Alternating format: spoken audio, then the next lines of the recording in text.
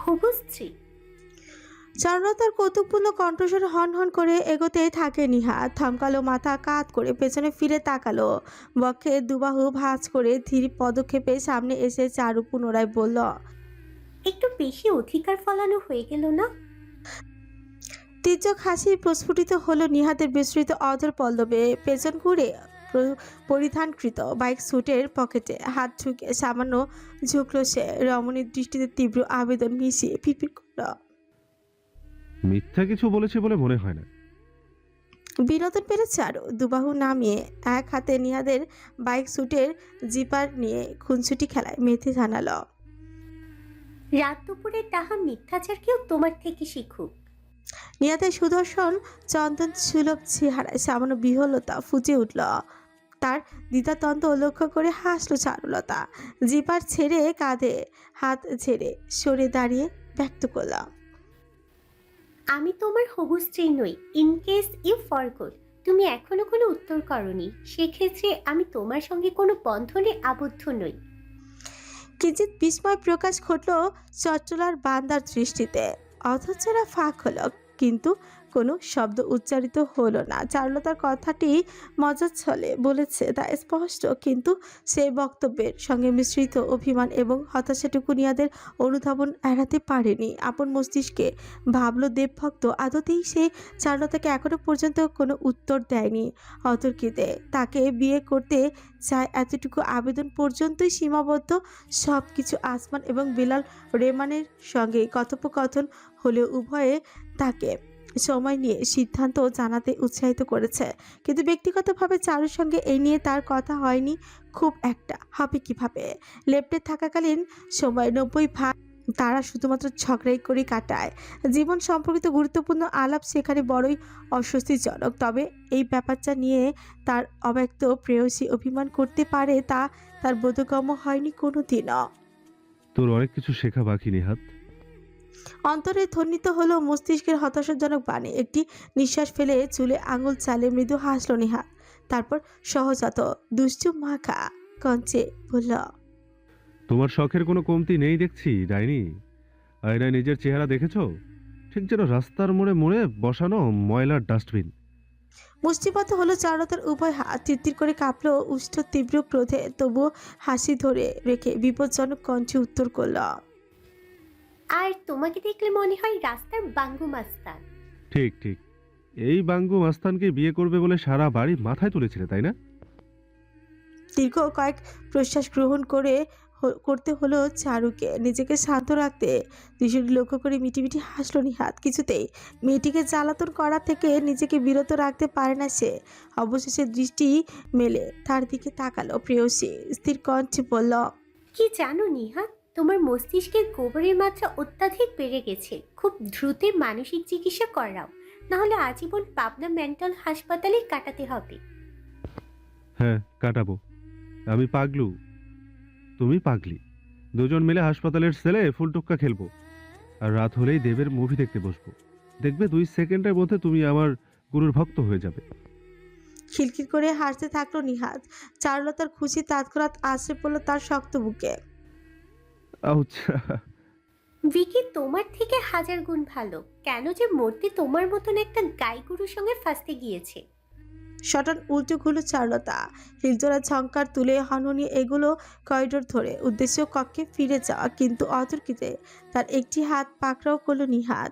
ফিরে তাকাতে চন্দন রাঙা চেহারায় কৌতুকের বদলে এক অব্যক্ত আবেশের ছায়া দেখা গেল।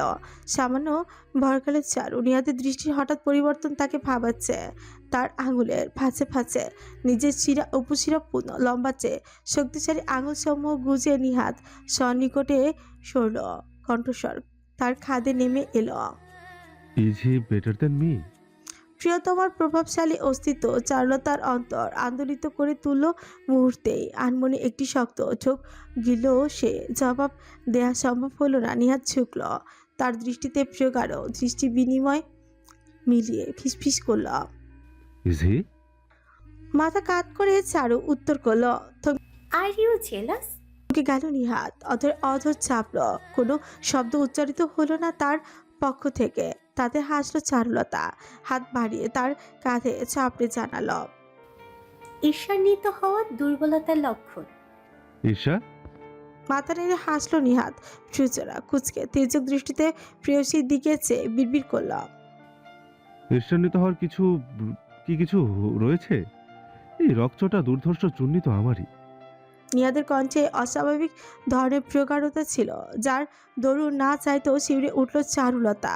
তার শিহরণ লক্ষ্য করে বান্দার হাসি বিস্ফোরিত হলো, কিন্তু তাকে জিত হাসিল করতে দিতে রাজি নয় রমণী। মাথা উঁচু করে নিজের বাম হাতখানি তুলে চারুলতার মিষ্টি হেসে জানালো, অতি আত্মবিশ্বাসী হয়ে লাভ নেই মিস্টার রোড সাইড রোমিও। আমার অনামিকা এখনো উন্মুক্ত। হাসির মাঝে এক তীব্র সাবধান বাণী মিশ্রিত। নিহাদের দৃষ্টি চকিতে চেকল চারুলতার কোমল ত্বকে আবৃত হাতে আঙুল সময় কোনো আংটির বাঁধন নেই। I didn't give you any ring yet, did I? চারুলতার কোনো উত্তর দিল না, শুধুমাত্র নিচের দীঘল কেশারিতে আঙুল চালিয়ে আত্মবিশ্বাসী ভঙ্গিতে উল্টো করল। তোমার মতন একটা মোটা চামড়ার গন্ডারের কাছ থেকে আমি ওসব আশাও করি না। Whatever. নির্লিপ্ত ভঙ্গিতে অগ্রসর হতে যেতেই তার বাম হাতটি চেপে ধরল নিহাত সামান্য জোরের সঙ্গে। তাতে হিসিয়ে উঠে পেছন ফিরে চারু তাকে এক চোট দিতেই যাচ্ছিল, কিন্তু তড়িৎ গতিতে ঘটে যাওয়া ঘটনাটি তাকে সম্পূর্ণ নির্বাক করে দিল। প্রেয়সীর হাতটি উত্তোলন করে তার অনামিকা আঙুলটিতে দাঁতের পাটিতে আঁকড়ে ফেলল নিহাত। তার অধর স্পর্শ এক শীতল শিহরণ বয়ে গেল চারুর শিরদাঁড়া পেয়ে। কিছু বুঝে ওঠার আগেই আরও একটু গভীরে ঠেকিয়ে তার আঙুলের মাঝে জোরালো এক কামড় বসালো নিহাত। You stupid. চিৎকার করতে চাইলেও চারুর কণ্ঠস্বর শোনালো অত্যন্ত ক্ষীণ। তাতে তির্যক হাসল নিহাত, দাঁতের চাপ পারল। যন্ত্রণা তরঙ্গ খেলে গেল সর্বাঙ্গে। এক মুহূর্ত এক মধুর যন্ত্রণা যেন অবশেষে, ঠিক যেমন হঠাৎ করে কামড়ে ধরেছিল তেমন হঠাৎ করেই তার আঙুল ছেড়ে দিল নিহাত। তৎক্ষণাৎ নিজের হাত বুকে চেপে ধরে খেকিয়ে উঠল চারুলতা। ভাইয়া একদম ঠিক বলে, তুমি আসলে পরি 3 নাম্বার বাচ্চা। আমার হাড় যদি ভেঙেছে তবে তোমাকে আমি ম্যান হোলে পানিতে চোবাবো। ক্রোধের উৎকীর্ণ সমাপ্ত হতে থমকে গেল চারু। নিরীক্ষণের জন্য হাতটি দেখতেই অনামিকায় দৃষ্টি আটকে গেল তার। আঙুলের চারিপাশে কিঞ্চিত গভীর দাগ হয়ে গিয়েছে, দাঁতের ছাপ স্পষ্ট, তাতে লালচে বহিঃপ্রকাশ। মিটিমিটি করে তাকালো চারু, ঠিক যেন এক আংটি খচিত তার অনামিকার মাঝে। উপলব্ধি তার হৃদয় জুড়ে আবেগের ঢেউ তুলল। চট করে তাকালো সে নিহাদের দিকে সন্তুষ্টিপূর্ণ দৃষ্টিতে। বৃদ্ধা আঙ্গুলি দিয়ে নিজের ঠোঁটের কোণ মুছে নিয়ে বিজয়ী হাসি হাসলো তার অব্যক্ত প্রিয়তম। গভীর দৃষ্টিতে তাকিয়ে চেয়ে থাকলো। চারুলতার অন্তরে ঠিক কেমন যেন অনুভূতি হচ্ছে, সে নিজেও বুঝে উঠতে পারছে না। সামনে ঝুঁকলো নিহাত, তার হাতটি মুঠোয় নিয়ে আঙুলের দাগে নিজের উষ্ণ স্পর্শ বুলিয়ে অনুভূতিপূর্ণ কণ্ঠে জানালো, সবকিছু রীতি ঘটুক, রোজাকে উদ্ধার করি, আসমান ভাইয়ের জীবনের সুখে ভরে উঠুক, মেঘতির আবারও জমজমাট হোক সেই সুখময় সমাপ্তিতে। সামান্য বিরতি চারুলতাকে আবেগের চূড়ান্ত সীমায় নিয়ে ঠেকালো নিহাদের পরবর্তী বক্তব্য। এই আঙ্গুলকে হীরক খচিত আংটিতে সজ্জিত করব। ততদিন হয়তো এই দাগ থাকবে না, কিন্তু এতে জড়ানো হৃদয় নিংড়ানো আবেদনটুকু সত্যিকার বন্ধনে প্রজ্বলিত হবে। কথা দিচ্ছি, আমার তেঁতুল গাছের পেতনি। চচরে হলো চারুলতার দৃষ্টি। শেষ শব্দগুচ্ছ তার অতরে ফোটালো হাসির ফোয়ারা। সর্বশক্তিতে জড়িয়ে ধরল নিহাতকে। পাল্টা তাকে নিজের সুরক্ষিত বাহুডোরে আড়াল করে নিল নিহাদ। শক্ত মাংসপেশি সম্বলিত বুকের মাঝে মুখ গুজে চারুলতা বিড়বিড় করল, তুমি কথা দিয়েছো, ভুলে যেও না। বাপের জন্মে কেউ কোনো পেতনিকে দেয়া কথা ভোলে নাকি? ঘাড় মুটকে দেবে না? নিহাতকে ঠেলে দূরে সরাতে গেলে হেসে তাকে আরো কাছে টেনে নিল প্রিয়তম। আলতো করে চুমু খেলো কপালে।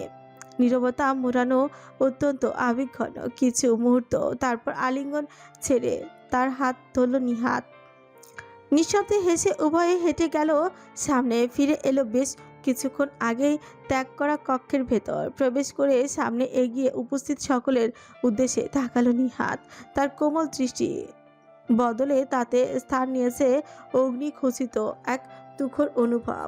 টেবিল থেকে একজোড়া গ্লাভস এবং হেলমেট খানি তুলে নিয়ে বাকিদের উদ্দেশ্যে তাকালো সে। দলের নেতা হিসাবে প্রভাবশালী কণ্ঠে শুধল। আর ইউ রেডি বয়েস? তৎক্ষণাৎ সকলে উঠে দাঁড়ালো, সম্মতির সুযোগ মাথা দোলালো। পেছনে দাঁড়িয়ে দৃশ্যটি লক্ষ্য করতে করতে একই সঙ্গে প্রচণ্ড উত্তেজনা এবং আতঙ্ক অনুভব করলো চারুলতা। পিনপত নীরবতা, শুধুমাত্র দ্রুত থেকে দ্রুততর হয়ে ওঠা নিঃশ্বাস প্রশ্বাসের অনুভব। রোজা নিজের হাঁটু জোড়া জোর পাচ্ছে না, এই বুঝি হুড়মুড় করে লুটিয়ে পড়ে। নিজের দৃষ্টিকে বিশ্বাস করে উঠতে বেগ পোহাতে হচ্ছে তাকে। ভারসাম্যহীন কয়েক পদক্ষেপ এগুলো সে দুবাহু তুলল ভগ্নভঙ্গিতে। আসমান, অমানিসার নয়ন গ্রীষ্ম গহ্বর কম্পিত হলো সহসাই। এগুলো রীতিমতো দৌড়ে সহধর্মিনীকে নিজের উষ্ণ বাহুরে আগলে নিয়ে যেন সমস্ত পৃথিবীর কদর্যতা থেকে সম্পূর্ণ আড়াল করে ফেলল। আসমান, আসমান, আমার চাঁদ, তুমি সত্যি এসছো? ক্রন্দনের ধমকে প্রকম্পিত হচ্ছে রোজার সর্বাঙ্গ। নিজের সবচেয়ে উষ্ণতা বিলিয়েও তাকে প্রশান্ত করা সম্ভব হচ্ছে না। আসমানের পক্ষে দুহাতে তার মুখ তুলে গভীর দৃষ্টিতে তাকালো আসমান। আপাত মস্তক পর্যবেক্ষণ করলো প্রিয়তমাকে। তুমি ঠিক আছো রোজা? নিগুড় পর্যবেক্ষণ চালালো সে সামান্যতম ক্ষতের আশায়। অপর পক্ষকে ধূলিসাৎ করতে বিন্দুমাত্র সময় নেবে না যদি ভালোবাসা শরীরে কিঞ্চিত আচরও নজরে আসে তার। কিন্তু তেমন কিছুই দেখা গেল না। তাতে একসঙ্গে স্বস্তি এবং কৌতূহল অনুভব হলো আসমান। নিজেকে সামলানোর প্রচেষ্টা অব্যাহত রেখে রোজা বলল, আমি ঠিক আছি। ওরা আমাকে কিছু করেনি, শুধুমাত্র একটা জাহাজের ভেতর আটকে রেখেছিল। তার সামনে এক হাঁটু গেড়ে নত হলো আসমান। উদরে ঠেকালো ভাবি পিতার উদ্বিগ্ন দৃষ্টি। দুবাহু জড়িয়ে কান স্পর্শ করলো প্রেয়সীর সেই গর্ভে। হৃদস্পন্দন শুনবার তীব্র বাসনা অন্তর জুড়ে। রোজা আলতো করে স্বামীর মাথায় হাত বুলিয়ে দিয়ে বিড়বিড় করলো, ও সুস্থ আছে আসমান, তোমার আমার ভালোবাসার চিহ্ন নিরাপদেই রয়েছে। দৃশ্যমানভাবে স্বস্তির নিঃশ্বাস ফেল আসমান। তারপর মাথা তুলে তাকালো। অমানিসার অস্তিত্ব জুড়ে এক গ্লানির ছোঁয়া স্পষ্ট। খেয়াল করলো রোজা। আমাকে ক্ষমা করে দাও জ্যোৎস্না, আমি এবারেও তোমাদেরকে রক্ষায় ব্যর্থ হয়েছি। পুনরায় অশ্রুতে সিক্ত হলো রোজা নয়ন। জোরে জোরে মাথা নাড়ো সে। ক্রুদ্ধ কণ্ঠে প্রতিবাদ করল, একদম না আসমান, খবরদার বলছি, নিজেকে দোষারোপ করবে না। যদি তুমি ব্যর্থই হতে, তবে বর্তমানে তুমি এখানে কেন বলো? এই যে আমি তোমাকে দেখতে পাচ্ছি, ছুঁয়ে দিতে পারছি, আমার হৃদয়ে আর কোনো অনিরাপত্তা নেই। জানি তুমি আমাকে রক্ষা করবে। চোখ বুজে নিল আসমান। অতঃপর আবারও বলল, আধারের চাইতেও আধার মাঝেও তুমি ঠিকই পরিত্রাণের রশ্মিটুকু খুঁজে নাও, তাই না রোজা? খুলল।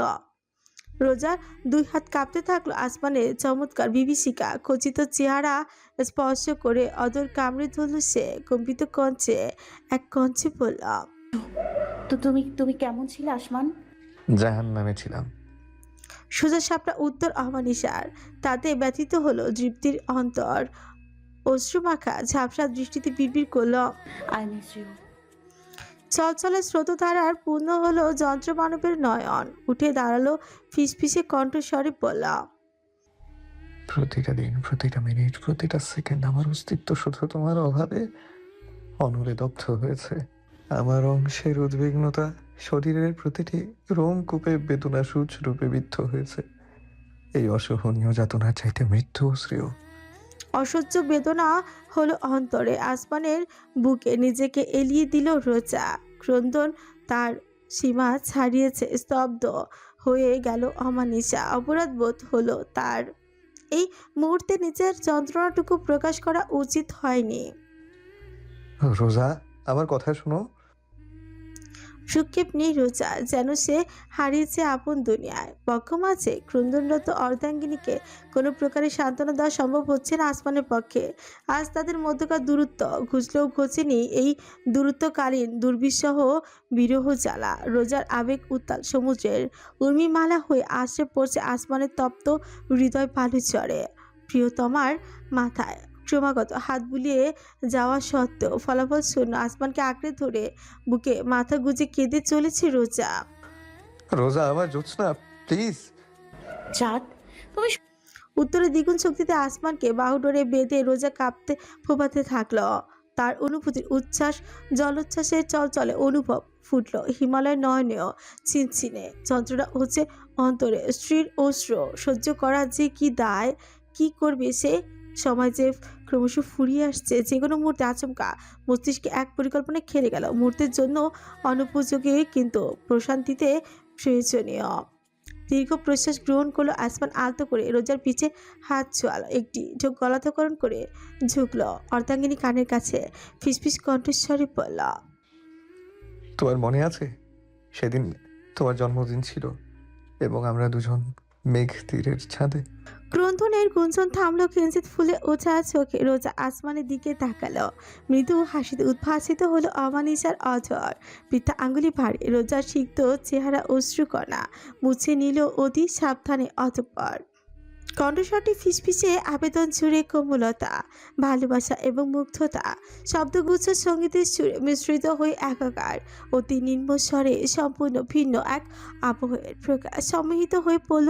রোজা কিছু বুঝে ওঠার আগে অনুভব করলো তার কোমর জুড়ে আসমানের দুবাহু জড়িয়ে গিয়েছে, ক্ষীণ লয়ের সঙ্গে তালে তাল মিলিয়ে দুলছে তাকে নিয়ে। আনমনে রোজাও তার সঙ্গে সঙ্গ দিল।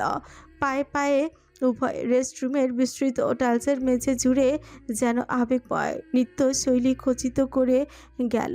এক মুহূর্তের জন্য একে অপরের নয়ন থেকে কারো দৃষ্টি সরল না। অন্তিম লগ্নে আরও নিকটে ঝুঁকল আসমান রোজার কানের লতিতে, অথচ ছুঁয়ে গেল, তার জারি রাখলো ক্ষীণ সুরের আবেদনে, যেন ঘুমন্তপুরী রাজপুত্র ঘুম পাড়ানির সুরে বিলিয়ে দিচ্ছে নির্মলতার আবেশ।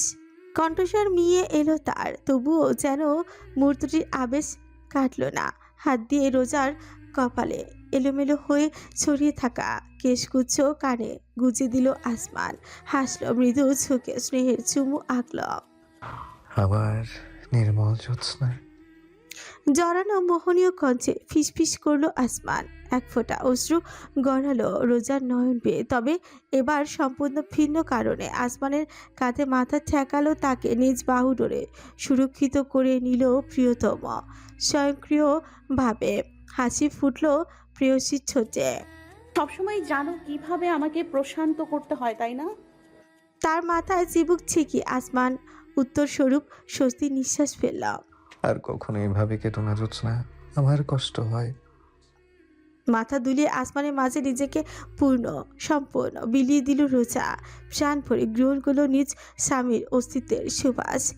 এই যেন পূর্ণ আবেশে অবশেষে একটুখানি আশার দেখা। ঠিক তখনই অতর্কিতে রেস্টরুমের বাইরে করিডোরে বেয়ে পদক্ষেপের আওয়াজ ভেসে এলো, প্রতিধ্বনি হলো অশুভ মঞ্চের ন্যায়। সাবধান হয়ে গেল আসমান, চটজলদি আলিঙ্গন ছেড়ে দিয়ে ফিরে তাকালো, দৃষ্টিতে তার ফুটন্ত উদ্বিগ্নতা। দিমিত্রির গার্ড।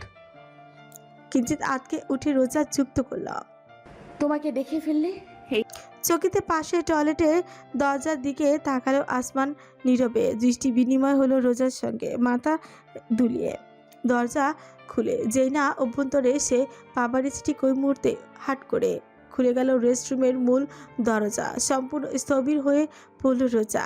সামনের গার্ড আসমান ইতিমধ্যে দেখে ফেলেছে। সময়ের হিসেব সামান্য গড়বড় হয়ে গিয়েছে।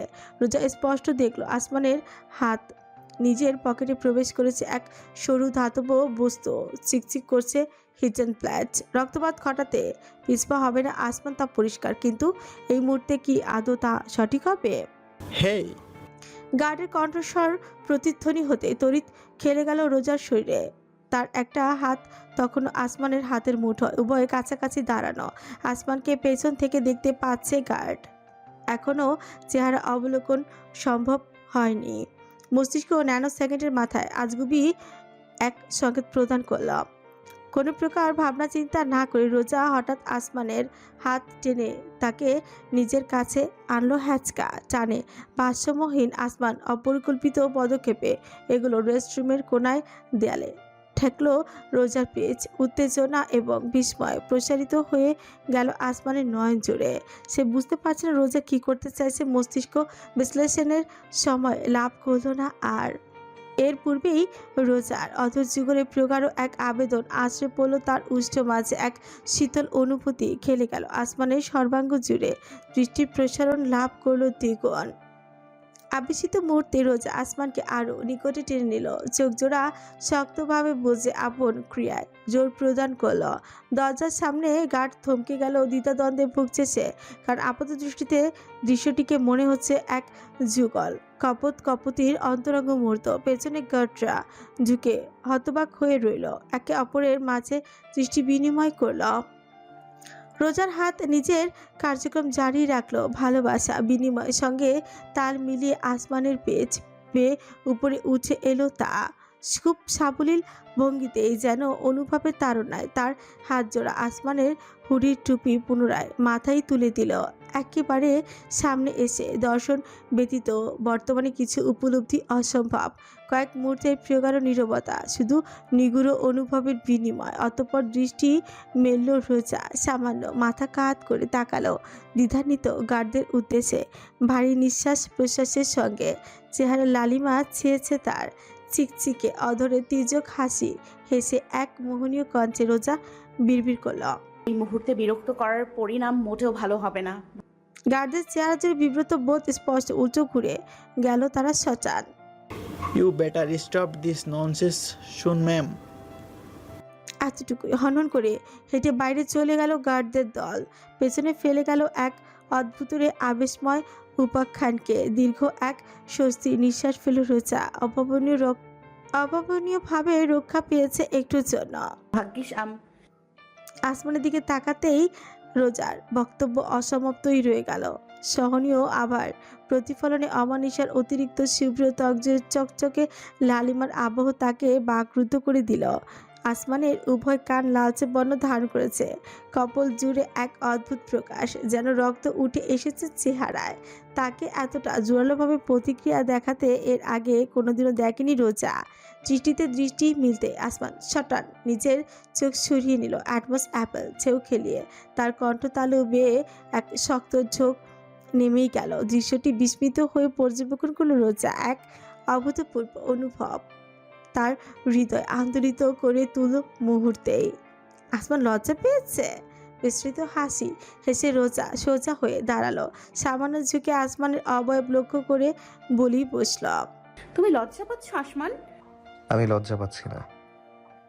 উত্তর এলো তৎক্ষণাৎ, খানিকটা তাড়াহুড়ো করে। তাতে বিনোদিত হলো রোজা। তাহলে আমার দিকে তাকাও। বাথরুমের টাইলস কি আমার থেকেও সুন্দর যে ওদিকে তাকিয়ে আছো? বললাম না লজ্জা পাচ্ছি না। আমি জিজ্ঞেসও করিনি। একদম লজ্জা পাচ্ছি না। আমার দিকে তাকাও অন্তত। আমি লজ্জা পাই না। আসমান, আসমান, মোটেও লজ্জা পাওয়ার মতন ব্যাপার হয়নি। আসমান। ঝাঁকুরিতে আসমানের সম্মোহন ভাঙল। ফ্যালফ্যাল করে তাকালো রোজার দিকে। প্রিয়সী তার বিস্তর হাসি নিয়ে চেয়ে আছে। লাল টুকটুকে হয়ে গিয়েছো, আফসোস। তুমি মুখে এক কথা বললেও তোমার শরীর ঠিক ভিন্ন প্রতিক্রিয়া প্রকাশ করে ফেলে। সুকুচকে হলো আসমান। কিছু বলতে গিয়েও বলল না। মাথা ঝাঁকিয়ে কি যেন ভাবল। রোজা এমন বিরাট মাপের সুযোগ হাতছাড়া করতে নারাজ। আসমান দ্য কিলিং মেশিন একদম নতুন বউয়ের মতো লজ্জা পাচ্ছে। এ তো পৃথিবীর অষ্টম আশ্চর্য। রোজা, শীতল শোনালো আসমানের কণ্ঠস্বর, তাতে সতর্ক বার্তা স্পষ্ট। তুমি এই মুহূর্তে এই জ্বালাতন বন্ধ না করলে যা হবে তার জন্য আমি দায়ী থাকবো না। Cutie pie. আসমানের দুই গাল চেপে ধরে চেনে দিল রোজা, ঠিক যেন খেপে যাও করে শিশুকে আদর করছে।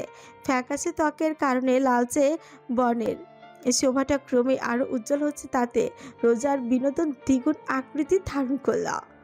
একটা ছবি যদি তুলতে পারতাম, একদম স্বর্ণের বাধাই করে দেয়ালে টাঙিয়ে রাখতাম। আসমানের অশুভ অভিব্যক্তি যেন দৃষ্টিগোচর হচ্ছেই না রোজা। নিজের বকবকে যা সে আর সম্ভব নয়। অতর্কিতে দুই হাতে রমণী মুখ চেপে ধরল আসমান। আমার লাজে রাঙা চাঁদ। সম্পূর্ণ উচ্চারণ সম্ভব হলো না রোজার পক্ষে। আসমানের অধর তাকে চেনে নিল নিজ আবেদনের গভীরে। স্থবির রোজা কয়েক সেকেন্ড দ্বিধায় ভুগল। পরক্ষণে তার অসহায় আত্মসমর্পণ ঘটল চাঁদের দুয়ারে। ক্ষীণ কিছু মুহূর্ত, কিছু অনুভূতি, প্রগাঢ় নিঃশ্বাস রুদ্ধ হয়ে এলো ক্রমশ হাঁটুতে কম্পন ধরল। মুক্তি মিলল অবশেষে। দৃষ্টি মেলার দুঃসাহস করতে সক্ষম হলো না রোজা। নিজের নয়ন পল্লবে আসমানের স্নেহের স্পর্শ অনুভব করলো সে। তা পরিবাহিত হলো কপল পর্যন্ত। আমি আছি, তোমাকে আর আমার অংশকে যে কোনো মূল্যে উদ্ধার করে নিয়ে যাব। বিরতি, তারপর ধ্বনিত হলো, আমাকে বিশ্বাস করতে বলবো না, সেই মর্যাদা আমি হাজার চাইতেও কোনোদিনও রাখতে পারিনি। শুধু স্মরণে রেখো, বাজি থাকলে তুমি, লড়ে যাব গোটা পৃথিবী বনাম আমি। স্মরণে রেখো আমার জ্যোৎস্না। নিজের উদরে এক গভীর অনুভূতি স্পর্শ অনুভব করলো রোজা। এরপর সবটুকু উষ্ণতা মিলিয়ে গেল। রোজা যখন দৃষ্টি মেলে তাকালো তখন আসমান রেস্টরুমের দরজার কাছে পৌঁছে গিয়েছে। একবার শুধু ফিরে তাকালো অমানিসা। চিরস্থায়ী দাগপূর্ণ চোয়াল জুড়ে এক চিলতে দুর্লভ হাসির রেখা দেখা পাওয়া গেল। এরপরই তা ঢেকে গেল কালো মাস্কের অন্তরালে। দরজা খুলে বেরিয়ে গেল আসমান। তার চলার পথে এক দৃষ্টে চেয়ে থাকলো রোজা। দিমিত্রির কাঠকন করিডোরের সামনে দাঁড়িয়ে হাসপাস করছে। সিদ্ধান্তহীনতায় ভুগছে তারা, আবারও ভিতরে যাবে কিনা। ঠিক যখনই সতর্ক হয়ে একজন এগোলো তখনই পা চালিয়ে ভেতরে ফিরে আসতে পা চালিয়ে দেখা গেল রোজাকে। তাকে দেখে বর্তমানে ভিন্ন একজন মানুষ মনে হচ্ছে। পূর্বের দুর্বলতা বিদায় নিয়েছে, এক অপ্রতিরোধ বারুদে পূর্ণ অস্তিত্ব যেন। তাদের কাছে পৌঁছতে একজন গার্ড ক্রুদ্ধ স্বরে বলল, আপনি একজন পাকা খেলোয়াড়, তা আগে জানা ছিল না। তেজক হাসলো রোজা, মাথা কাত করে তাকালো গার্ডের দিকে। আপাতমস্তক নিরীক্ষণ চালিয়ে তার দৃষ্টি এসে থামালো গার্ডের চেহারায়। তার এমন পর্যবেক্ষণে বিব্রত হয়ে যাওয়া গার্ডকে দ্বিগুণ মাত্রায় হতবিহ্বল করে রোজা আঙুল বাড়িয়ে তার চিবুক স্পর্শ করলো। মিষ্টি হেসে জানালো, মগ ডালে ঝুলে থাকা ফলে আসক্ত থেকে কি লাভ যখন আমার সামনে গোটা ফলের ঝুড়ি আছে? নির্বাক চেয়ে থাকলো সকলে। রোজা একটু ঝুঁকলো গার্ডের কানের কাছে, ফিসফিস করে বলল, আপনার রস মন্দ নয়, বলা যায় না। ঝুড়িতে স্থান পেলেও পেতে পারেন। ধক করে উঠল গার্ডের বুক। আনমনে পাশের জনের হাত খামচে ধরলো সে। খিলখিল করে হাসলো রোজা। তারপর বুকে হাত রেখে তাদের সামনে থেকে সরিয়ে একাকী তৃপ্ত পদক্ষেপে এগিয়ে গেল। তার জুতোর সোলের চকচক ধ্বনি প্রতিধ্বনি হলো দারুণভাবে। গাড়ি শুধু হতবিহ্বল হয়ে একে অপরের মাঝে চাওয়াচাই করলো। এমন দৃঢ়চেতা বিশ্বাসী বৈশিষ্ট্য সম্পূর্ণ রমণী। তারা এর পূর্বে একজনকেও দেখেছে, তাদের বসের স্ত্রী রাফা কায়সার। তখন কল্পনাও করেনি কেউ সেই অশুভ ক্ষমতা সম্পূর্ণ মহারানীকে টক্কর দেওয়ার ক্ষমতা রাখতে পারে। Dhaka secret club. সোফায় বসে দরদর করে খামছেন সরকারের নবনিযুক্ত স্বরাষ্ট্রমন্ত্রী মিনহাজুর রহমান। ডান হাতখানিতে তার একটি রুমাল গুজে রাখা চা কম্পিত হচ্ছে বারংবার। বুকের ভেতর এক ভারী চাপ অনুভূত হচ্ছে। এই বুঝি মোচড় দিয়ে ওঠে। বয়সের কারণে নাকি দুশ্চিন্তা তা বোধগম্য নয়। একের পর এক ঢোক গলতকরণ করতে বাধ্য হচ্ছেন তিনি। জনগণ ক্ষমতাধর সিংহাসনের অধিকারী, এমন অবস্থা পর্যবেক্ষণের সুযোগ পেলে বিহ্বল হতো বৈকি। ক্লাবের মৃদু মন্থর সঙ্গীতের ধ্বনিও আজ তার উত্তাল হৃদয়কে প্রশান্তি দিতে ব্যর্থ। অ্যালকোহল ও খুব একটা সুবিধা করতে পারছে না। নিজেকে মিনহাজ সাহেবের মনে হচ্ছে ফাঁদে আবদ্ধ কোনো দুর্বল শিকার, যার পানে হিংস্র দৃষ্টি বিছিয়ে রয়েছে নির্দয় শিকারী। বিপরীত প্রান্তে একদম ফুরফুর ভঙ্গিতে বসমান বান্দাকে পর্যবেক্ষণ করলেই তার অন্তর এক সঙ্গে আতঙ্ক এবং সমীহ ভর করছে। হালকা নীল বর্ণের ঝোলা হাফাতা শার্ট এবং ফরমাল পরিধানে অভিজাত বান্দা এক হাঁটুর উপর অন্যটি তুলে খানিক বেপরোয়া ভঙ্গিতেই বসে আছে। বয়স হিসাব অনুযায়ী 50-এর কোটায় হলেও শক্তিশালী, যত্নশীল, সুঠাম অভাব এবং তীক্ষ্ণ গাঁথুনি সৌন্দর্য সুদর্শন চেহারায় তার ধারণা করা মুশকিল। মুখ জুড়ে ছড়ানো আত পাকা খোঁচা খোঁচা দাড়ি, নাকের নিচে দিকটায় ছেউ খেলানো গোফ, নয়নের দুর্বোধ্য দৃষ্টি, লম্বাটে আঙুল মাঝে প্রচলিত প্ল্যাটিনাম ব্র্যাঞ্চ। বর্তমানে দেশের নেতৃস্থানীয় ব্যবসা প্রতিষ্ঠান রেমান গ্রুপ অফ ইন্ডাস্ট্রির কর্ণধার বেলাল রেমানের উপস্থিতির মাঝে বেশ গভীর এক প্রভাব রয়েছে। শুধুমাত্র বৃত্তের নয়, তার অবয়বে খচিত এক অব্যক্ত ক্ষমতার ইন্দ্রজাল। বিলালের পাশে বসে থাকা যুবক ছেলেটি মিনহাজের দ্বিতীয় বিস্ফোরণের কারণ। কটকটে সবুজ বর্ণের হুডি এবং কালো জিন্স পরিধানে বান্দার গা জোড়ে গভীর চোলের অস্তিত্ব, দূরদর্শী দৃষ্টিসম্পন্ন চোখ জোড়ে শোভিত পঞ্চভ্রুর আকৃতির চশমা। স্থির চেয়ে আছে সে, যেন মাপঝোঁক সারছে দৃষ্টি দিয়েই দেশব্যাপী চলমান অহনা হত্যার বিচারের আন্দোলনে এই ব্যক্তি সক্রিয় এবং গুরুত্বপূর্ণ ভূমিকা পালন করেছে। অনির্বাণ আহমেদ নামটি চিনতে তাই মিনহাজের কোনো প্রকার বেগ পোহাতে হয়নি।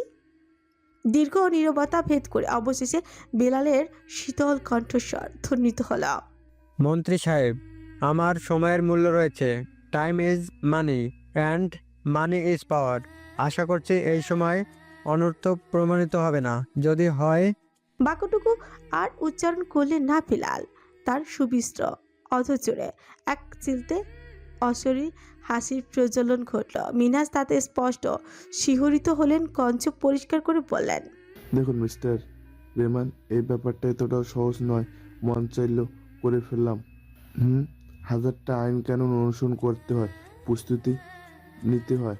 আমি স্বরাষ্ট্রমন্ত্রী ঠিক আছে, কিন্তু আমাদের গোয়েন্দা বাহিনী বিশেষ বিশেষ কিছু বিষয় থাকে যেখানে আমারও হস্তক্ষেপ অসম্ভব। আমাকে আইন কানুন শেখাচ্ছেন? আপনাদের অর্থে ফালতু বাহিনী মনিবের কথা না মেনে যদি অন্য কারো ইশারায় নিচে অভ্যস্ত হয়ে থাকে, তবে দেশের ভবিষ্যৎ নিয়ে আমি সত্যিই শঙ্কিত। হাসিমাখা কণ্ঠে জানালেন বিলাল, কিন্তু তার অভিব্যক্তিতে শীতল সতর্কবাণী স্পষ্ট। ঘাড় ডলতে আরম্ভ করলেন মিনহাজ। কোনো ক্রমেই এই বান্দাকে উপেক্ষা করা সম্ভব নয়। ভালো মতোই অনুধাবন হচ্ছে তার। অনির্বাণ এতক্ষণ যাবৎ নীরব পর্যবেক্ষণ চালালো, বর্তমানে মুখ খোলাকে সমীচীন মনে করল। সোফায় নড়ে চড়ে বসে একটি কোল্ড ড্রিঙ্কসের গ্লাস তুলে নিয়ে চুমুক দিল সে, অতঃপর বলল, সরকারের এক্ষেত্রে এত গড়িমসির কারণ কি?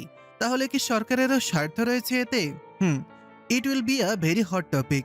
খুব শীঘ্রই খতিয়ে দেখে একটা ইনভেস্টিগেশন রিপোর্ট তৈরি করতে হবে। না না, তুমি এসব কি বলছো ছেলে? ঘাবড়ে গেলেন মিনহাজ। তার উতলা ভাব লক্ষ্য করে তির্যক হাসল অনির্বাণ। দৃষ্টি বিনিময় করলো বিলাল রেমানের সঙ্গে। দীর্ঘ প্রশ্বাস টানলেন সরকারের স্বরাষ্ট্রমন্ত্রী, তারপর বললেন, সোজা ভাষায় আপনারা আমাদের ব্ল্যাকমেল করছেন, তাই তো? উত্তরে শুধু সামান্য শব্দ করে হাসলেন বিলাল। সোফায় এলিয়ে রাখা নিজের লেন্থ কোচে তুলে নিয়ে বাহুতে ঝুলিয়ে উঠে দাঁড়ালেন। তার কার্যক্রম অনুসরণ করলো অনির্বাণও। এক চুমুকে সম্পূর্ণ গ্লাস নিঃশেষ করে হুডি ছেড়ে উঠে পড়ল। হাত ঘড়িতে তাকালো সময় দেখার উদ্দেশ্যে। আগামী বছর জাতীয় নির্বাচন। আপনাদের সরকারের অবস্থান ভালো নয়। আমার কাছে অনেক কিছু প্রশ্ন বাকি আছে। তাদের এর মাঝে নির্বাচনে যদি বিরোধী দল জয়ী হয়, তাহলে আগামী 1 দশকে ক্ষমতার সিংহাসন লাভের বাসনা আপনাদের ত্যাগ করাই শ্রেয়। আফটার অল, ঝুঁকলেন বিলাল মিনহাজের দৃষ্টিতে। নিজের নিগুড় তীক্ষ্ণ দৃষ্টি মিলিয়ে মৃদু কণ্ঠে ঘোষণা করলেন, I am really hard to you, please. বরফখণ্ডে পরিণত হলেন মিনহাজ, যেন সামান্যতম নড়জড়ও অপরপক্ষকে রুষ্ট করতে যথেষ্ট। তির্যক হাসলেন বিলাল। 2 আঙ্গুলে তার কপাল ছুঁয়ে পরপর 3 বার চাপলেন, এক অবদ্ধ ইশারা। তারপর সোজা হয়ে দাঁড়িয়ে সোফাকে পাশ কাটিয়ে এগোলেন অনির্বাণ। নিজের চশমা ঠিকঠাক করে হতবিহ্বল স্বরাষ্ট্রমন্ত্রীর দিকে তাকালো। পাগলেও নিজে ভালো বোঝে। জনগণের দৃষ্টিতে সরকারের যোগ্যতা হারিয়েছে। না হলে আমার মতন এক ক্ষমতাহীন শখের সাংবাদিক আজ এখন এই পর্যন্ত উপস্থিত হওয়ার যোগ্যতা রাখে না। জনগণই আমায় সেই ক্ষমতা দিয়েছে। আপনার আগে এই গদিতে যে ছিল, সে বর্তমানে কারাগারের কপাটে বন্দী। তার ছেলে ফাঁসি কাস্টে ঝোলার প্রহর গুনছে। কোন অবস্থানে আছেন মাথায় রাখবেন আশা করি। কেবি গ্রুপ নেই আপনাদের রক্ষা করার জন্য। মৃদু হেসে টেবিলে রাখা ল্যাপটপ থেকে প্যান্ট্রাপ খুলে নিয়ে পকেটে ফেলল অনির্বাণ। তারপর বিলালকে অনুসরণ করলো। উভয় ব্যক্তির চলার পথের দিকে নিশ্চল চেয়ে রইলেন মিনহাজ। কাঁধের উপর এক হাত দিয়ে কোট ঝুলিয়ে অপর হাত প্যান্টের পকেটে ভরে এগিয়ে যাচ্ছেন বিলাল। মুখ জুড়ে নির্বাকরতা, একটি মাঝ অস্তিত্ব, অথচ তার প্রভাবের কোনো কমতি নেই। ক্ষমতা ও বৃত্তের সামনে নত যেন চূড়ান্ত ক্ষমতা আসলে কার? কোনো উত্তর পেলেন না মিনহাজ। ক্লাবের বাইরে আসতে অনির্বাণের পকেটে থাকা ফোনটা ভাইব্রেট করে উঠল। বের করতেই কলার আইডিতে ভেসে ওঠা নামটি তার অন্তরের প্রশান্তি ছুঁয়ে দিল। খানিকটা হেঁটে দূরে দাঁড়িয়ে ফোন রিসিভ করে কানে ঠেকালে সে রমণীর উদ্বিগ্ন কণ্ঠস্বর ভেসে এলো। সব কিছু ঠিক আছে? মৃদু হেসে যেন তার চিত্তকে দূরীভূত করতে চাইল অনির্বাণ। সাবিহা, সবকিছু ঠিকঠাক আছে, চিন্তা করো না। এক মুহূর্ত নীরবতা, তারপর সাবিহা প্রশ্ন করল। রোজাপুর কোনো খবর আছে? কি পরিস্থিতি জানো কিছু? মিস্টার রেমান তোমাকে কিছু বলেছে? প্লিজ অনির্বাণ, লুকিও না, আমাকে বলো, আমার ভীষণ চিন্তা হচ্ছে। নৈশব্দ চট্টগ্রামের খবর অনির্বাণের কাছে থাকলেও তা সাবিয়ার সঙ্গে বিনিময় করার উপযোগী নয়, অন্তত আপাতত নয়। কথা ঘুরিয়ে তাই অনির্বাণ বলল। চিন্তা করো না সাবিহা, আমরা সবাই চেষ্টা করছি, সকলে আছে। মিস্টার রোমান, মিস্টার নীল, নিহাদ, তারা রোজার কিছু হতে দেবেন না। দেখবে উনি ঠিক সুস্থভাবে ফিরে আসবেন। তুমি যাই বলো না কেন অনির্বাণ, আমি কিছুতেই অপরাধ বোধ থেকে মুক্তি হতে পারছি না। তোমার কোনো দোষ নেই। Do you hear me? সবটাই আমার সিদ্ধান্ত ছিল, আর তার মাসুল আমিই গুনছি। কিন্তু তুমি যা করেছো তাও তো আমার জন্যই। শ্শ্, এই সম্পর্কে আমি আর কোনো কথা বলতে চাই না। রাত হচ্ছে, লক্ষ্মীমের মতন খাবার খেয়ে ঘুমিয়ে পড়ো। আর হ্যাঁ, ডাক্তার যে স্ট্রেস রিলিফ ওষুধ দিয়েছেন তা নিতে একদম ভুলবে না। আমি ঘুমোবো না, কেন? তাহাজ্জুদ পড়বো, রোজা আপু আর সবার জন্য দোয়া করব। থমকালো অনির্বাণ। আপন মনে এক কোমল হাসির প্রস্ফুটন ঘটল তার অধরে। একটি নিঃশ্বাস ফেল সে, অতঃপর নমনীয় কণ্ঠে জানালো। আচ্ছা ঠিক আছে, তোমার মন যাতে শান্তি লাভ করে তাই করো। তুমি সাবধানে থেকো অনির্বাণ। আমি জানি তুমি আমাকে বলছো না, কিন্তু ব্যাপারটা আদতেই গুরুতর। তবুও আমি তোমাকে আটকাচ্ছি না, কারণ আমি তোমার পথে কোনো বাধা হয়ে দাঁড়াতে চাই না। তোমার নির্ভীকতা এবং সংগ্রাম আমার গর্ব। আহা, আরো একটু বলো, শুনতে ভালো লাগছে। বাকিটুকু সরাসরি বলবো। এখন রাখছি, শুভরাত্রি। শুভরাত্রি ডিয়ার। অন্তিম মুহূর্তে এক লজ্জা মিশ্রিত হাসির আওয়াজ শুনল অনির্বাণ। তারপরই ফোন খেঁচে গেল বিস্মৃত হাসি মাখা অধরে। আবিষ্কৃত মুহূর্তে সমাপ্তি ঘটিয়ে ফোন পকেটস্থ করলো শখের সাংবাদিক। তারপর উঁচু খুলল, এগিয়ে গেল অপেক্ষারত গাড়ির উদ্দেশ্যে, যার প্যাসেঞ্জার সিটে ইতিমধ্যে বেলাল রেমান বসে আছেন। তার পাশে চড়ে বসতে গাড়ি ঢাকা শহরের সড়ক পথ বেয়ে অগ্রসর হলো মাঝারি গতিতে। বেলালকে আইপ্যাডে মনোযোগ দিয়ে কিছু করতে লক্ষ্য করে অনির্বাণ সুথল। আপনি কি চট্টগ্রামে যাওয়ার চিন্তা ভাবনা করছেন? কোনো জবাব এলো না বেলালের তরফ থেকে। স্ক্রিনের আপায় তার অধরে প্রজ্বলন ঘচা সূক্ষ্ম হাসিটা অনির্বাণের কাছে যেন সবকিছু ঘোষণাই করে দিল। Chittagong, the race of death. কুচকুচে কালো আচ্ছন্ন বিলবোর্ডের মাঝে চকটকে রক্তিম অক্ষরে প্রজ্বলিত লেখাটির সঙ্গে এক দৃষ্টে যে আছে রোজা। অন্তরে ঠিক কেমন অনুভূতি হচ্ছে ব্যাখ্যা করা দায়। চারিদিকে গুঞ্জন বহুগুণে বৃদ্ধি লাভ করেছে। গ্যালারি পরিপূর্ণ আধার জগতের সঙ্গে যুক্ত ক্ষমতাবান সকল অস্তিত্বের উপস্থিতিতে। সকলেই উত্তেজিত, স্পষ্ট তাদের লালসা, চরিতার্থ করবার বাসনা, মানব হৃদয়ে ভয়াল উদ্দেশ্যে সাধনের ব্যাকুলতা দেশি বিদেশি চেহারাসমূহ জুড়ে নাচ চাইতো শরীরে শিহরণ খেলে যায় তা উপলব্ধি করে। রোজা নিজের সোফায় বসে এদিক সেদিক তাকাচ্ছে, তার দৃষ্টি জুড়ে ঘুরে খুঁজে ফিরছে ভিড়ের মাঝে আপন অস্তিত্বের সম্মুখে। আসমান আছে, সে নিশ্চয়ই কোনো পরিকল্পনা ব্যতীত আসেনি, অর্থাৎ নিহত রয়েছে। থাকতে পারে চারুলতা, হাবিব, বেলাল, রেমান, নাকি রোজা অধিক চিন্তা করছে। নিজের পরিকল্পনা আসমান সুস্পষ্ট করেনি, শুধু বর্ষা রাখতে বলেছে নিজের ভূমিকা নিয়ে। কিঞ্চিত দ্বিধায় ভুগতেই পাশ থেকে একটি কৌতুকপূর্ণ স্বর ভেসে এলো। মৃত্যু দেখার অভ্যাস আছে? মাথা কাত করে রাশিয়ান গ্যাং নেতার প্রলুব্ধ দৃষ্টি মাঝে চেয়ে রোজা বিস্মিত হাসল। কোনো উত্তর করল না। মৃত্যু এই দিমিত্রির ধারণায় হয়তো নেই। কতটা বিভীষিকাময় পথ পাড়ি দিয়ে রোজা এই পর্যায়ে পৌঁছেছে। যাত্রাপথ জুড়ে ছিল নৃশংসতা, ভয়াবহতা এবং অবয়বের অবক্ষয়ের চরম প্রদর্শন দুঃসাহসের সত্তায় পরিণত হয়েছে সে। খেলতে শিখেছে স্বয়ং মৃত্যুর সঙ্গেও। তার হাসিটুকু দিমিত্রির নিকট ঠেকলো বেশ রহস্যময় কিছু উচ্চারণ প্রচেষ্টায়। অদর কিঞ্চিত ফাঁক হলেও তার পূর্বেই এক ঘোষণা প্রতিধ্বনি হলো। Welcome dear darkness, are you ready to মকবেল? উত্তরস্বরূপ করতালি এবং উৎফুল্ল চিৎকারে পরিপূর্ণ হলো গ্যালারি। উত্তেজনার প্রবাহ স্পষ্ট টের পাওয়া সম্ভব। অভিজ্ঞ সুদর্শনার রমণীগণ সেই উত্তেজনায় আপন মাধুর্যে বিলিয়ে পরিবেশ ক্রমশ আসক্ত এবং মাদকীয় করে তুলছে। The race begins. প্রবল উৎসাহী গর্জন যেন। সঙ্গে সঙ্গে গ্যালারির পার্শ্ববর্তী সিঁড়ির গোড়ায় দেখা মিলল এক শক্তিশালী অস্তিত্বের। রাত্রির আধার এবং মোহনীয় আভা মিলেমিশে একাকার। তাতে নিগুড়ো কালো বাইক স্যুটে পরিধানের ব্যক্তির উদ্দেশ্যে তাকালো রোজা। সামান্য দৃষ্টি সরু করলো স্পষ্টভাবে দেখার আশায়। কালো বাইক স্যুটের বুকের দিকটায় এক মানব খুলির প্রতিচ্ছবি। সেই গরটির অভ্যন্তরে দাউ দাউ প্রজ্বলিত অগ্নিশিখা, হাত আবৃত ভারী প্যাজে সম্বলিত গ্লাভসে, পায়ে ইঞ্চি তিনেক সোল সমান উচ্চতার কেটস, কোমরে ঝুলন্ত একটি ধাতব চেইন। ঠিক ডিজাইন নাকি অস্ত্র হিসাবে তা বোধগম্য নয়। সম্পূর্ণ চেহারায় লুকায়িত হেলমেটের অন্তরালে, যে হেলমেটের শরীর জুড়ে অঙ্কিত এক দুর্ধর্ষ ড্রাগন। অতর্কিতে তাকালো। হিংস্র কোনো শিকারী জন্তু বই ভিন্ন কিছু মনে হবে না তাকে। প্লেয়ার সিগমা অর্থ অব ওর চেয়েও। ঘোষণা হতেই সকলে আগ্রহ এবং উচ্ছ্বাসে পরিণত হলো চারিদিক। স্থির চেয়ে রইল রোজা। সিঁড়ি বেয়ে নেমে আসা প্লেয়ার সিঙ্গামকে তার কিছুটা পরিচিতি ঠেকছে। অত্যন্ত বেপরা অঙ্গভঙ্গি, ফুরফুরে মেজাজ, তর্জনী আঙ্গুলে চাবির রিং বনবন করে ঘুরিয়ে চলেছে সুঠাম শরীর এবং পদকে ফেলার ধাঁচ রোজাকে একজনের কথা স্মরণ করিয়ে দিচ্ছে দারুণভাবে। নিহাত থমকালো সে।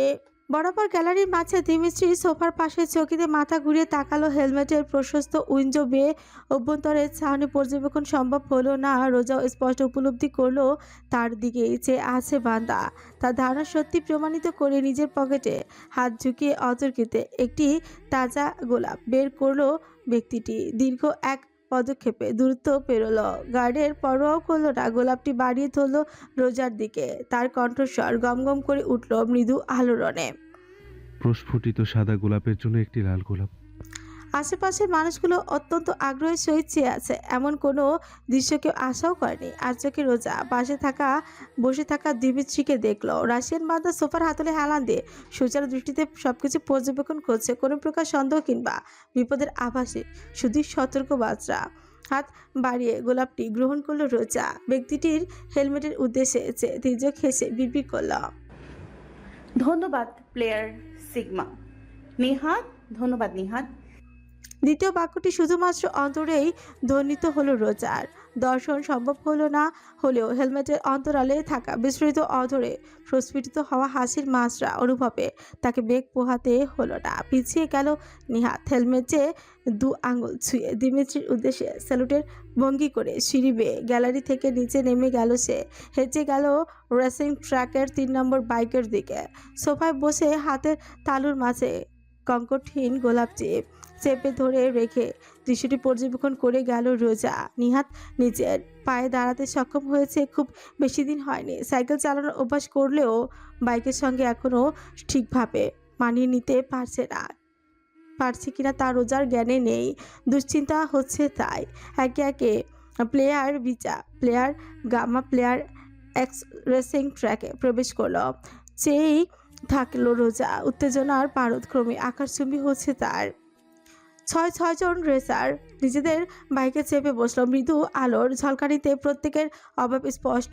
কেমন এক অশুভ ভঙ্গি খচিত তাদের অস্তিত্বে। একে অপরকে কোনো প্রকার ছাড় দিতে বিন্দুমাত্র রাজি নয় তারা। দেবেই বা কেন? সাধারণ কোনো রেস নয় এটি, জীবন মৃত্যুর লড়াই। রোজা নিঃশ্বাস রুদ্ধ হয়ে আসছে রীতিমতো।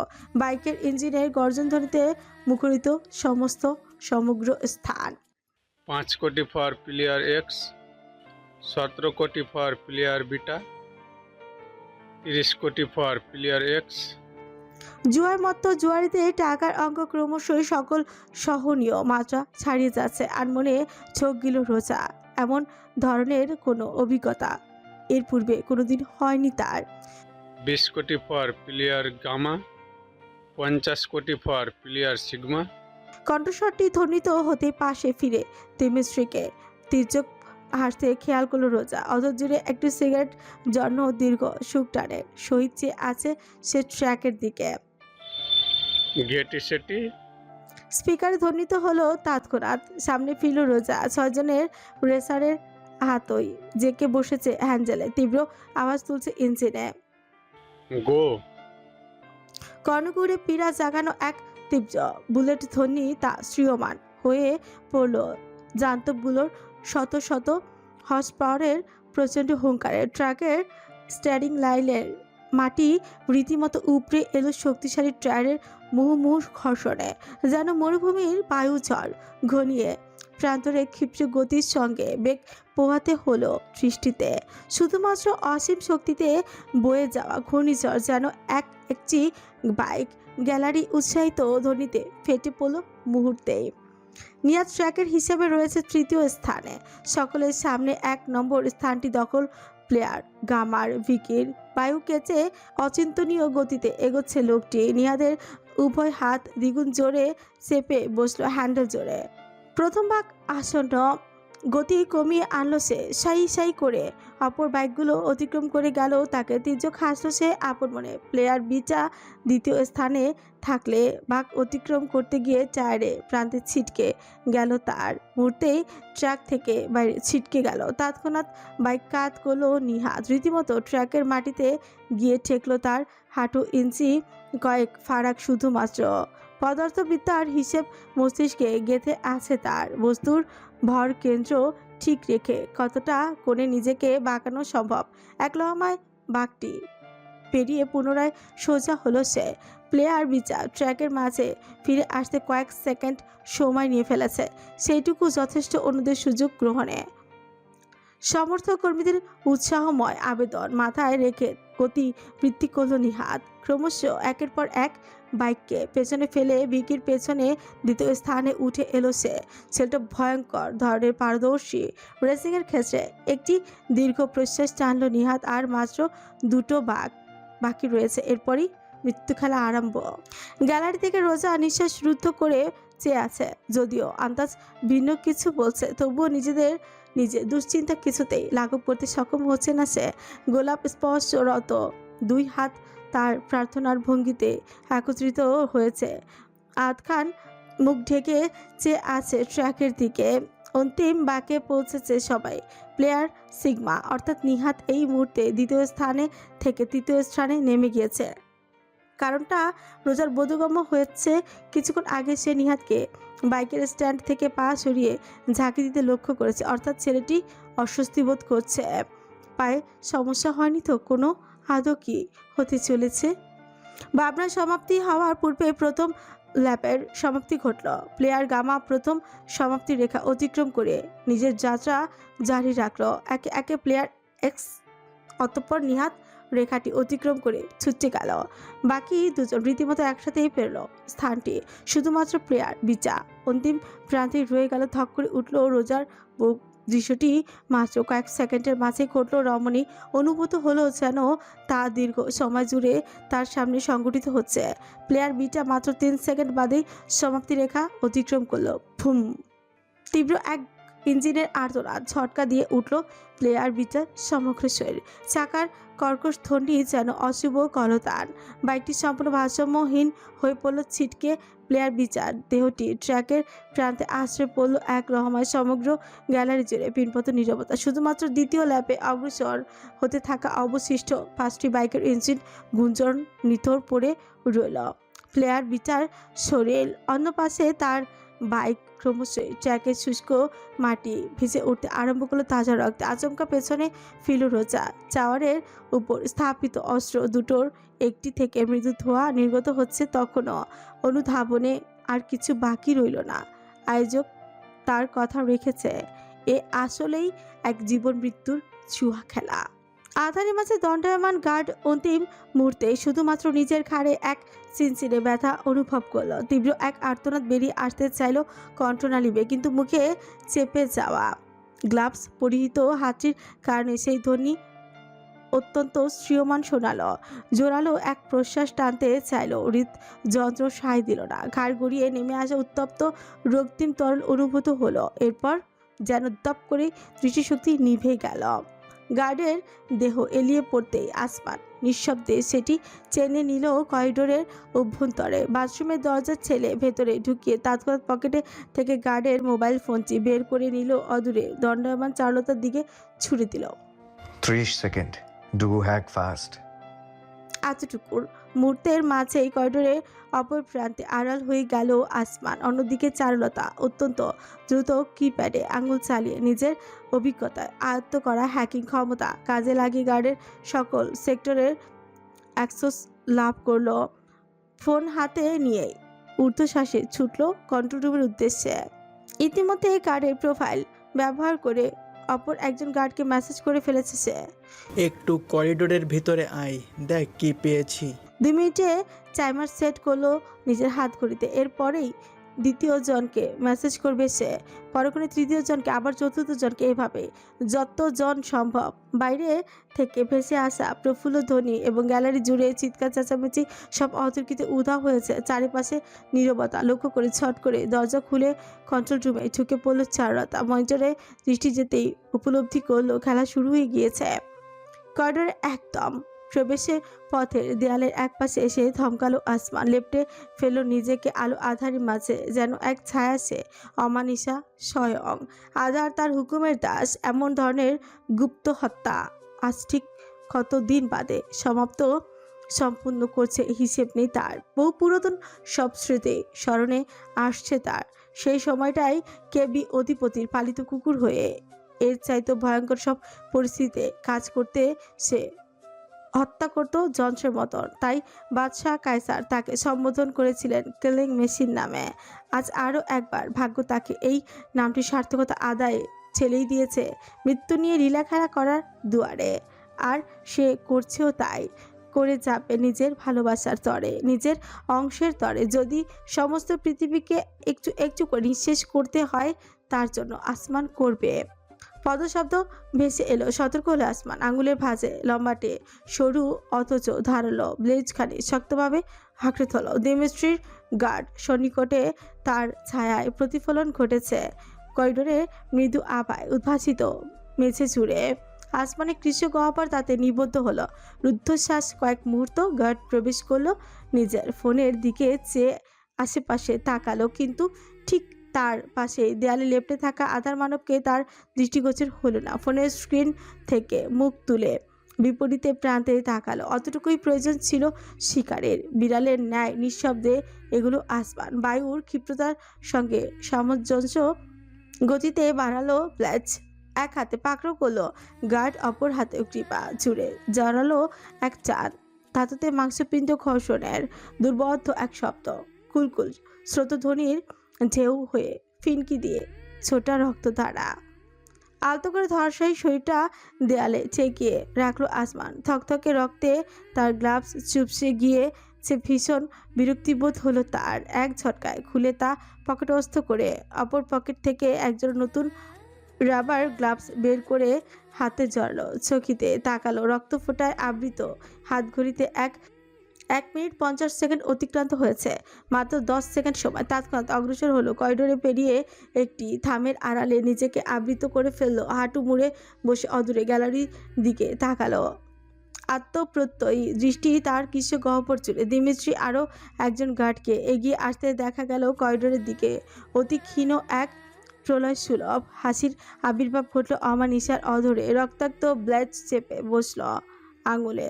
মনে মনে সাজিয়ে নিল এবার নিশানা করবে বরাবর হৃৎপিণ্ডকে। জিমিস্ট্রির গাছ যে চুকু পেল না। অপেক্ষারত মৃত্যু দূত স্বয়ং পরবর্তী শিকারের আশায়।